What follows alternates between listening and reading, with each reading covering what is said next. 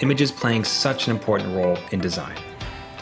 So we're going to walk through a couple examples of where to find them, discuss what to look for and what to avoid when choosing them, and cover some ideas for how to apply them in your design. In recent years, there's been a tremendous rise in free, high-quality stock photography sites that we can use to find the images we need.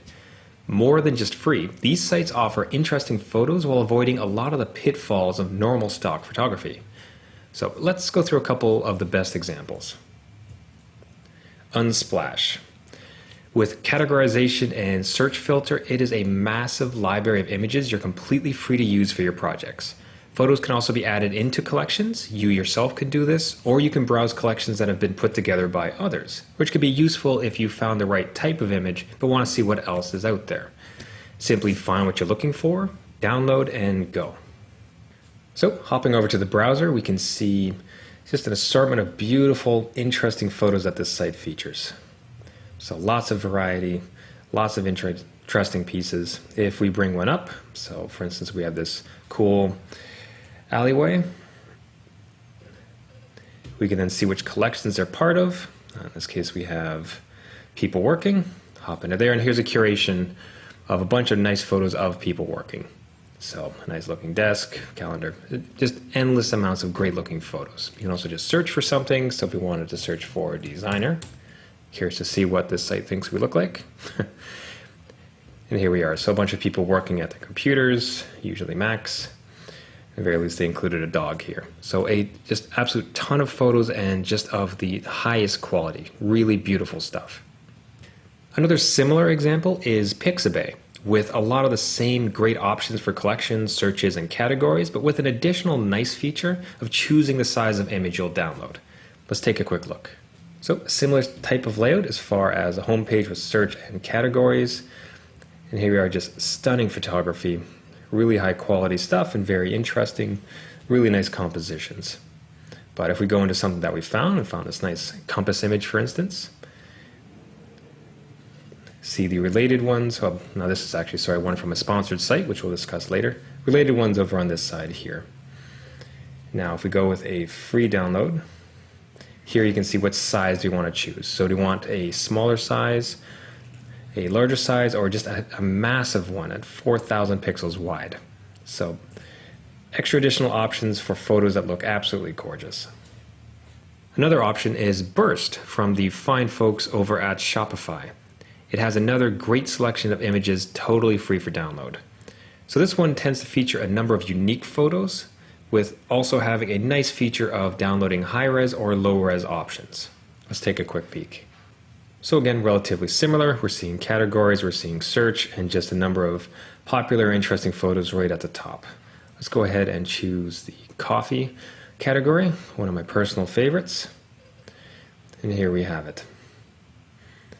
So people enjoying it, overhead shots along with work, the beans themselves, just photo after photo, high quality, interesting compositions, and absolutely free for you to use in your design. And finally, StockSnap.io. It's much the same as the others as far as quality photos for free. Categories, searching, trending, popular, great ways to sort and filter or search for whatever you're looking for.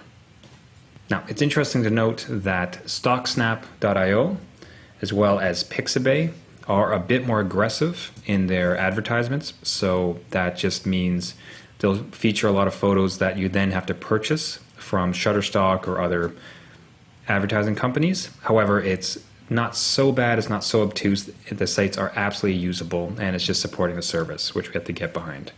A little bit cleaner of service is certainly Unsplash and Burst. But 4 amazing sites that offer an unbelievable amount of high quality photos, absolutely free for us to use in our projects. Now, I had mentioned one of the sites as an advertiser supporting one of the free sites, but if you can't quite find the image you're looking for, there are paid options as well. So let's go through a few of those so we know them.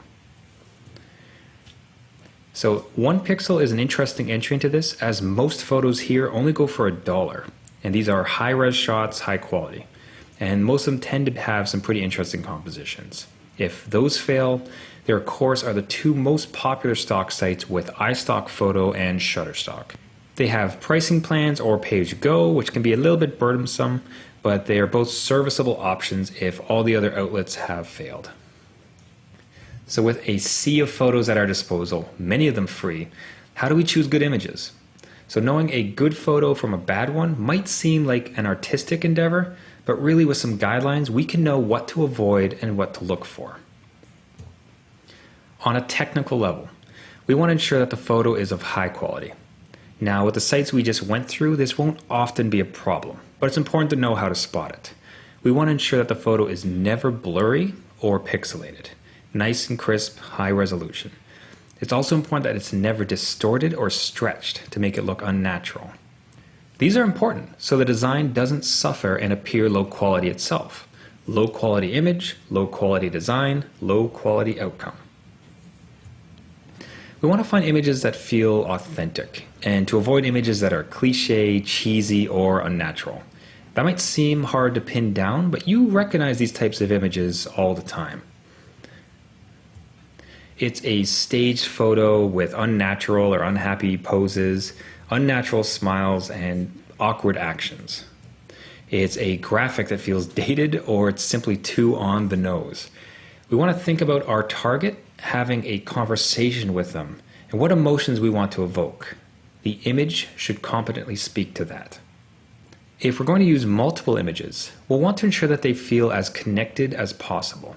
Now, they don't need to tell a literal story, but we want them to feel like they're part of one cohesive design.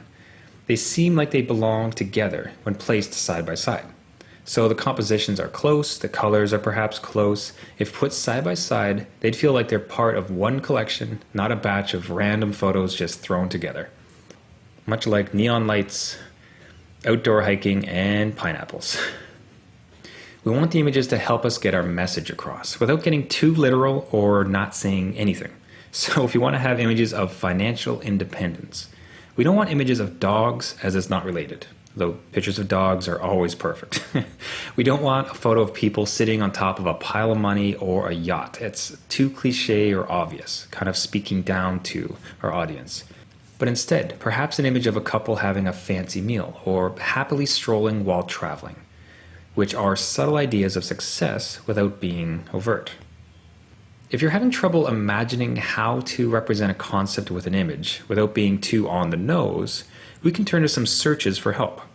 Let's run through a couple examples and talk through the above. Then we'll find some images and work with them in a document. So let's go to Google and enter some messaging we'd like to get across and talk through some of the results. Let's start with financial success. So to help us with our concepts for ideas for what types of images we can show, we've entered here financial success, and let's look through some of the results. Now again, immediately you can see some images that come off as tacky or cliche. So a man sitting amongst falling dollar bills, just piles of money, a man in front of money. Slightly more interesting perhaps is the plants growing out of the money, so it's supporting something. That's becoming a little bit cliche, but that is a little bit nicer. We have success raised, we have growing success from it. We have arms raised in front of a sunset, so as if you've scaled the mountain and you're now at a certain financial success point. You have a stack of rocks, so building upon financial success. That starts to generate some interesting ideas. So in many ways, this is kind of like brainstorming visually using Google search to see how other people have shown financial success. And in many ways, with what we're currently seeing, it's more of an option of what not to do, but the brain gets turning. Let's now try happy employees. So again, you can see some of the classic stock pitfalls, a bunch of awkward people disconnected, just jumping and laughing. However, right beside it is a very nice photo. No one's overt or crazy. They're just calm and quietly happy. That makes for a nice photo. This one feels a bit more staged, but a little bit better.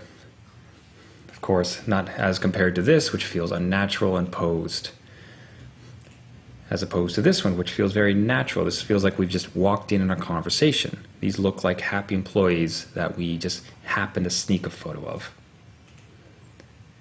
Again, a little bit staged if we're looking at some of these poses and the fact that most of them are messing up the high five. That's all right. Now we have an individual sitting by themselves, a nice group shot with actual contact, which feels fairly natural. People just talking amongst themselves in the distance. Many options. So again, you can start to get a sense of what doesn't work and start to get a feeling for what does, what feels natural, what conveys the message. We brainstormed a concept and we went to one of the great free resources and we found a great image. What happens when it comes time to actually put it inside of our document? The purpose of the image is to create impact, so we want a layout that supports this, not just placing it in the middle and calling it a day. There are thousands of layouts to consider, and you can draw from other designs for inspiration for what types of layouts will work. But let's go through some staple layouts for photos you can consider. One of the easiest ways to achieve some impact is to have the image bleed off the page, which is to say the image goes to the edges of your document. We can apply it like this by a full background with text directly on or within a box or on top of the image itself if it's legible. We can have it take up half the page, top, bottom, left, or right, and then have the text on the remaining half. This also works with thirds and fourths if you'd like to consider. We can have the image as a banner that goes across a number of different points. Again, the text here can go a bunch of places to fit well within the layout. We can swap it around, try next to the top, have it perhaps centered, or even on the right. With an image bleeding off the page, there's some good flexibility with what we can do with the text surrounding it. This banner trick can be useful for subpages too, so reusing the same title image and providing some continuation of the theme. If you want to create some more drama, you can try different shapes like triangles, circles, or something more random. What's important about this type of treatment is that you are consistent, so whatever type of shape you choose, it's seen throughout the rest of the document. So for example, if you have a triangle on the title page, you're going to be best served by ensuring there's triangle shapes throughout the rest of the document. So if you've been through the lesson on fonts, text, and typography, you'll recall that when using an image in conjuncture with text, it's important that things are aligned as much as possible with nice amounts of white space to keep visual order and help with readability and flow. So that lays some good foundation for working with images. There are a lot of great, high-quality free image resources online for us to use. When choosing an image, we want to ensure that it's high quality, so not blurry, distorted, or pixelated. We want to try and find images that are not cheesy, cliche, or too on the nose. We're looking for authenticity and trying to evoke an emotion for our target. We want to ensure that there is impact when we're using the image, so having it well placed, nicely laid out, and even bleeding off the page for some drama. And we can apply a number of shapes and treatments to be interesting, but making sure it's consistent throughout the design. So an image speaks 1,000 words, and your designs could now relay volumes. We'll see you next lesson.